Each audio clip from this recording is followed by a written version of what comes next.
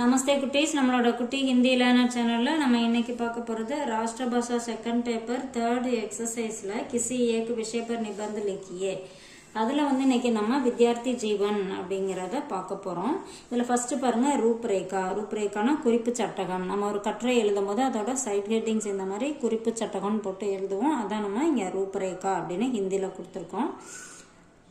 विद्यार्थी का अर्थ आदर्श विद्यार्थी की पहचान, गुणों का विकास, मेहनत और स्वावलंबन, उत्साह और जिज्ञासा, उच्च आदर्श, आचरण और कर्तव्य.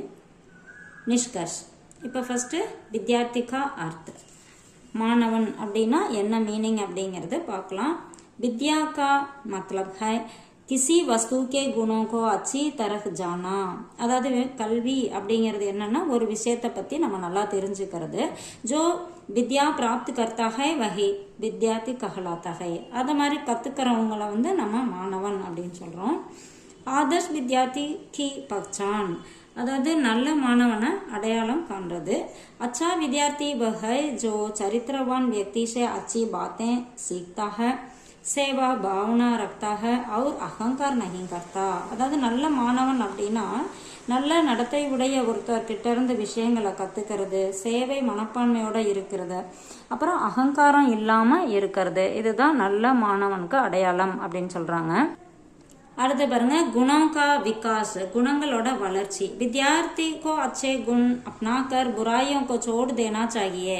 அதாவது மாணவர்கள் நல்ல குணங்களை எடுத்துக்கிட்டு கெட்டதை விட்டுறணும் அப்படின்னு சொல்றாங்க.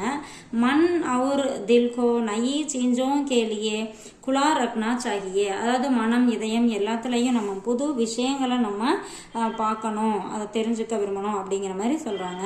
மேகனத் और स्वावलंबन. மேகனத் அப்படின்னா ஹார்ட் ஒர்க்கும் தன்னம்பிக்கையும். உசே மேகனத் சே நஹி டர்னா சாஹியே. அதாவது உழைக்கிறதுக்கு பயப்படக்கூடாது. நம்ம உழைக்கணும், அதை செய்யணும் அப்படின்னு பயப்படக்கூடாது. சாரீரிக் மானசிக் ஸ்ரம் தோனும் கர்னா சாஹியே. மனசாலையும் நம்ம உடம்பாலையும் உழைக்கணும் அப்படின்னு சொல்றாங்க.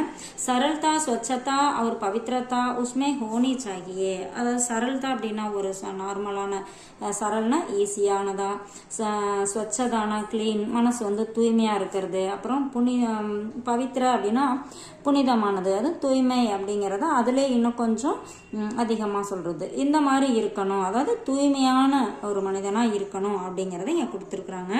உற்சாக और जिज्ञासा, உற்சாகம் மற்றும் ஆர்வம். ஒரு விஷயத்த கத்துக்கும் போது அது ஆர்வமா இருக்கணும் அப்படின்னு சொன்னோன்னே அதுதான். विद्यार्थी को हमेशा नया सीखने की उमंग होनी चाहिए. மாணவன் அப்படிங்கும் போது ஒரு புது விஷயத்த கத்துக்கிறதுல ஆர்வம் இருக்கணும்.